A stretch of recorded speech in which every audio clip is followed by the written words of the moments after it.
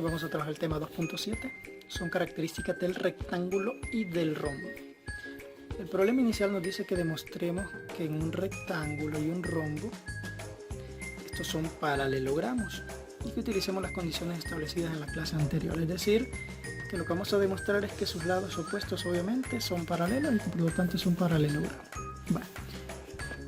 Para eso tenemos que tomar en cuenta que la definición de un rectángulo es un cuadrilátero que tiene sus 4 ángulos rectos congruentes. Y del rombo es el cuadrilátero que tiene sus 4 lados congruentes. Vale. Para empezar, vamos a tomar en cuenta lo siguiente. Respecto al rectángulo, como tiene 2 pares de ángulos opuestos congruentes por la condición 3 de la clase anterior, donde se nos decía, ¿verdad?, que para que las condiciones necesarias y suficientes para que un cuadrilátero sea paralelogramo es que tenga 2 pares de ángulos opuestos congruentes. Es decir, con que tenga 2 pares de ángulos congruentes, la figura cuadrilátero va a ser un paralelogramo. Ya nos dice que el rectángulo tiene sus 4 ángulos de 90 grados. Vale. Ahora bien, con el rombo tiene 2 pares de lados opuestos congruentes porque sus 4 lados en el rombo son iguales. Por lo tanto, 2 pares son congruentes. Entonces aplicamos la condición 2. ¿Y qué nos decía la condición 2? La condición 2 nos decía que basta para que sea un paralelogramo, basta decir que es necesario y suficiente con que tenga 2 pares de lados opuestos que sean congruentes. Entonces, aplicando esas condiciones, se puede concluir que tanto el rectángulo como el rombo son paralelogramos. El rectángulo es un paralelogramo por sus ángulos y por sus lados, y el rombo también lo es. Vale. En este caso, este ejercicio nos dice que demostremos los siguientes resultados sobre las diagonales del rombo y el rectángulo. Vale. Como siempre, vamos a utilizar congruencia de triángulos. Nos dice que demostremos que las diagonales de un rectángulo son iguales y que las diagonales de un rombo se intersectan perpendicularmente. Vale. Para el caso de las diagonales del rectángulo, trazamos las dos diagonales BD y AC. Vale. Por lo tanto, este triángulo, el triángulo ABC, va a ser congruente con el triángulo DCB. ¿Y por qué puedo asegurar eso de que son congruentes? Por el criterio lado, ángulo, lado, donde yo sé que el lado AB es igual a DC, porque ya sabemos que es un rectángulo y sus lados opuestos son iguales. Vale. Este lado para este triángulo es igual que este otro para el otro triángulo. Y además, el segmento BC, ¿estamos? Este de acá es un lado tanto para el triángulo ABC como para el triángulo DBC.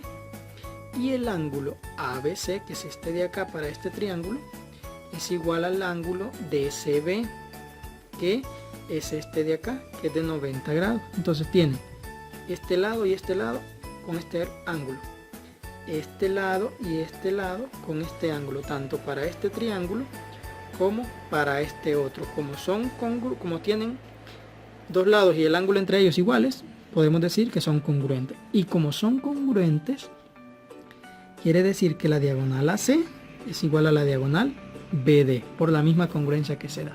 Y ahí queda demostrado. Con el caso del número 2, que las diagonales del rombo se intersectan perpendicularmente, se trazan las dos diagonales. Se traza la diagonal AC y la diagonal BD. ¿Estamos? Y se puede llamar O el punto donde se intersectan. Entonces, para demostrar que BD es perpendicular a AC, es suficiente demostrar que DO es la altura del triángulo ACD.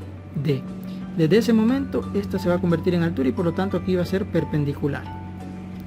Y como esta es prolongación de esta altura, entonces, obviamente, constituye una diagonal perpendicular. Vale. Vamos a demostrar entonces que la altura de O es perpendicular a AC. Vale. Acá se va a formar un triángulo isósceles. El triángulo isósceles va a ser ACD. ¿Por qué isósceles? Porque los lados del rombo son iguales. Y aquí tenemos o estamos trabajando con dos lados de ese rombo. DA es igual a DC, es un triángulo isósceles, y por lo tanto DO es mediatriz del triángulo ACD. ¿Por qué? Porque por ser un paralelogramo, las diagonales se van a intersectar en el punto medio, porque ya sabemos que el rombo es un paralelogramo. Y si se intersectan en el punto medio, ¿sí? Y el triángulo es un triángulo isósceles, y la bisectriz, esta funciona de bisectriz también, coincide con la misma mediatriz, es decir, que eso constituye la misma altura, y aquí nos especifica que eso está dado en la clase 1.3. Como esto también funciona de mediatriz y por lo tanto de altura, significa que la diagonal de B es perpendicular a AC. Así vamos a demostrar únicamente con todo lo que hemos visto en las clases anteriores. Y lo que usted va a hacer en el ejercicio va a demostrar que un cuadrilátero cuyas diagonales son congruentes y se cortan en su punto medio es un rectángulo. Siempre va a aplicar, es decir que acá nos dan las diagonales y nos dice que se cortan en el punto medio. Usted va a demostrar que entonces es un rectángulo. Y también va a construir un rombo cuyas diagonales sean congruentes con los segmentos AD, AB y CD, es decir que aquí tiene dos diagonales.